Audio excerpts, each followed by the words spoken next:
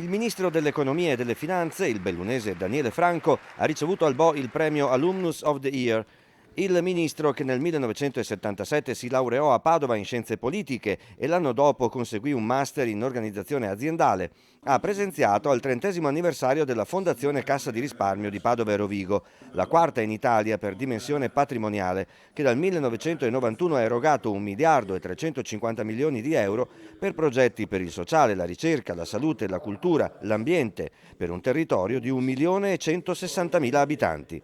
Dal ministro non proprio buone notizie per l'economia italiana. Innanzitutto dobbiamo essere consapevoli che la nostra economia sta rallentando, la previsione sulla crescita dell'economia che fino a poco fa era attorno al 4% quest'anno, verrà rivista significativamente.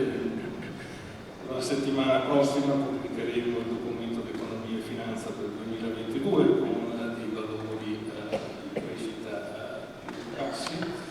Vediamo poi un aumento dell'inflazione, l'Istat ieri certificava che attualmente l'inflazione è attorno al 6,7%, per l'Italia è un livello che non vedevamo da tanti anni. Per crescere di più ci servono più investimenti pubblici, privati, investimenti fissi, macchinari, impianti, infrastrutture, ma anche e soprattutto investimenti in quello che noi economisti chiamiamo il capitale umano, che è il frutto dell'istruzione. Gli effetti della guerra stanno aumentando l'incertezza economica di Italia ed Europa, ha aggiunto il ministro. L'unica certezza che in realtà abbiamo è che vi è moltissima incertezza sulle nostre prospettive.